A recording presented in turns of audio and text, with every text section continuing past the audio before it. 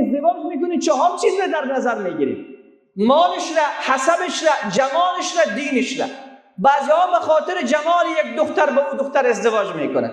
یک دختری که زیبا در شهر است و در قریه است، کلگی خواستگار اوست. هیچ کس به دین از او توجه نمیکنه، هیچ کس به تدین مادر از او توجه نمیکنه، به تدین پدرش توجه نمیکنه. میگم این دختر زیباست، این عروسی بشه.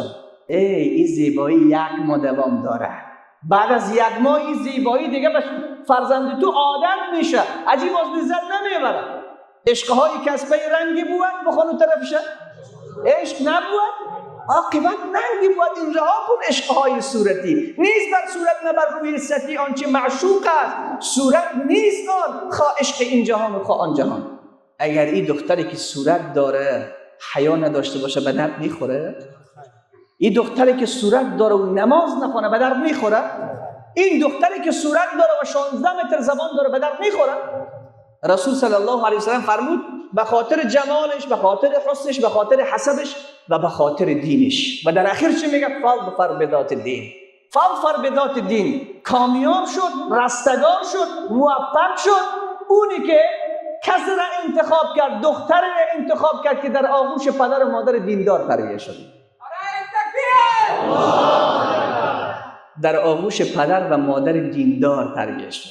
خب وقت مادر دیندار که این زمین کشت تو است برای فرزند خودت انتخاب کردی، نتیجه چی می شود؟ اینجا گوش کن. این پسر در ایران هنوز این پسر خردسال است، در حالی که سواد ندارد، خواندن خوب بلد نیست. در 28 روز کل قرآن حفظ کرده. در چند روز؟ 28 روز. همه قرآن را در 28 روز حفظ کرده این پسر. رفتن پیش مادرش، در محیط اهل سنت زندگی میکرده. پیش مادرش رفتن، از مادرش پرسان کردن که چی کار کردی با این پسر که خدا این نعمت را به این عطا کرده و این لطف بزرگ خود را به این پسر خود تو کرده. مادرش چی جواب گفت؟ مادرش گفت وقتی که من آمدم خانه شوهر حس کردم که حامله شدیم.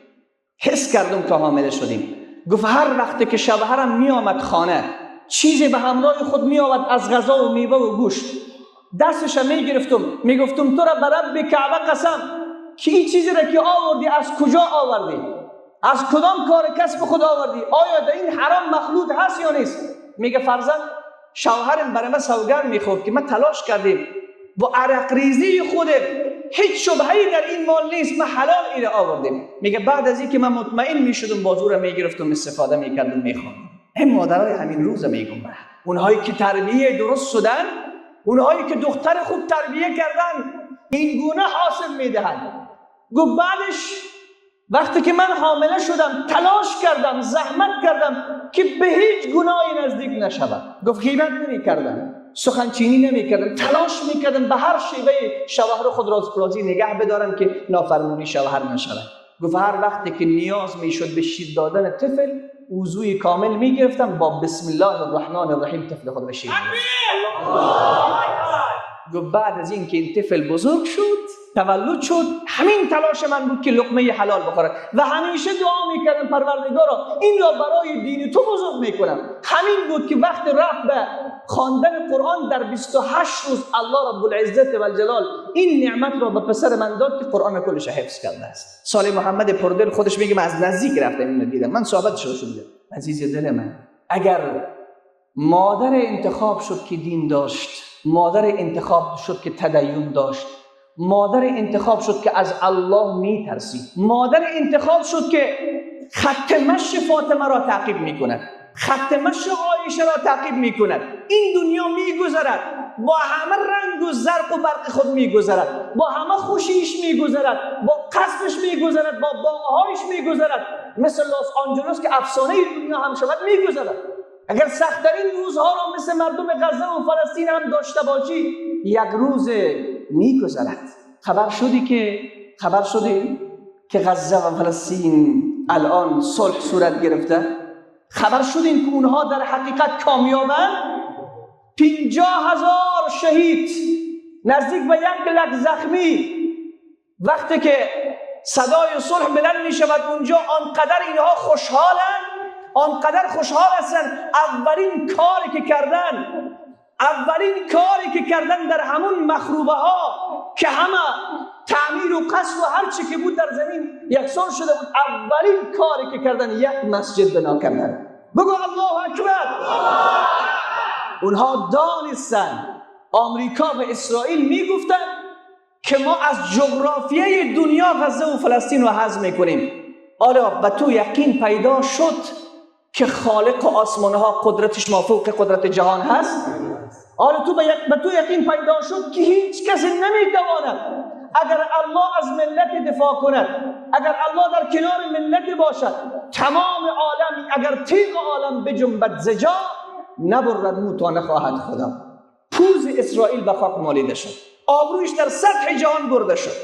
پس عزیز دل من، اون فرزندان مادران خوبی داشتن، پدران خوبی داشتن. در همین مسیر اگر شما دیده باشه یه دختر خردسالی که چند روز در صفحه ها این عکس دست به دست میشد، ویدیوش دست به دست میشد، دختره که شهید کرده بودن، مغز سرش بیرون شده بود و دست خودت به سمت آسمان و دخترش در بغلش گرفته بود، میگه پروردگار از من قبول کن، پروردگار از من قبول کن. این تربیه هست، این یقین هست، این ایمان کامل هست.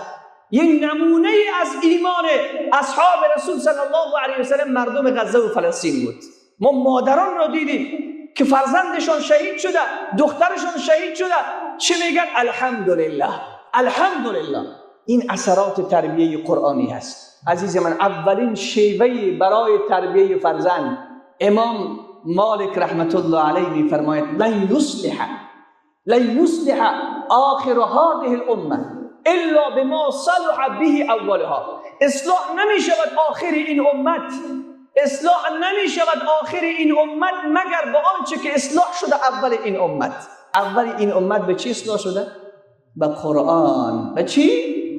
به قرآن. رمز موفقیت تربیه فرزندان سلف قرآن بوده. ای مسلمان، رمز موفقیت تربیه فرزندان سلف قرآن بوده. ابن خلدون در مقدمهش میگه بهترین و بالاترین اهمیتی که در شهرها و کشورهای اسلامی برای مسلمین دارن در تربیه فرزندانشان قرآن هست. هارون رشید فرزند خود را که به نام امین است، وقت پیش مدرس میگذارد، برش میگه، نام او مدرس احمد است، میگه ای احمد، من توته جیگر خود را پیش تو گذاشتم، به این قرآن بیاموز، حدیث رسول الله بیاموز، تاریخ صحابه بیاموز و اشعار به این تعلیم بده. اونها میدانستن که رمز موفقیت ها قرآن است. اگر میخوای تربیه سالم به فرزند خود داشته باشی، عزیز من، تلاش کن قرآن را یاد بگیره. باور بکن، من تفلکایی را میبینم 7 سال 8 سال در بازار خلطه در دستم پلاستیک فروشی میکنن، پدر دارن. دیدم پسر 7 ساله و 8 ساله در مستری خانه ماندن، در نجاری ماندن. من نمیگویم کسب و کار نکنن، کسب و کار کنن. عزیز من، اول به این پسرت قرآن را تعلیم بده. الله وعده داده رزق تو را میده، رزق پسرت هم میده. تو در مسیر حق حرکت بکن. و من یتق الله یجعل له مخرجا و یرزقه من حیث لا یحتسب. ای بنده، اگر از الله ترسیدی، تقوای الهی پیشه کردی، الله از جای برات روزی میده که گمان نکنی. یک بار خوب بگو الله اکبر. پس دست فرزند طبیعی قرآن برش تعلیم بده. این بهترین شیوه تربیه است، چون قرآن از درون این پسر تو را قوی میگرداند. عقیده این پسر را، حق و حقوق تو را، جایگاه تو را، جایگاه مادرش را، جایگاه یه عالم دین را، جایگاه مسجد را، جایگاه نماز را، همه اینها در قرآن موجود است. بر پسرت اول قرآن تعلیم بده، باز برو انگلیسی برش یاد. اول قرآن تعلیم بده، باز برو انجینر شو. اول قرآن تعلیم بده، باز برو دکتر شو. وقت دکتر با وجدان میشه، تاجر با وجدان میشه، انجینر با وجدان میشه. او خیانت نمیکنه، چون قرآن نمیگذارد او خیانت بکنه.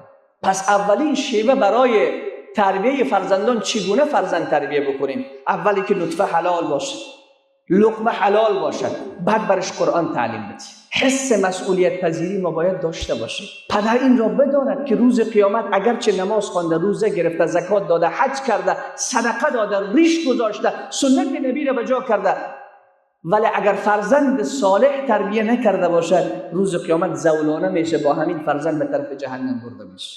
چون یا ایها الذین آمنوا قوا انفسکم و اهلیکم نارا. امر خدا است. اولین شیوه تعلیم قرآن.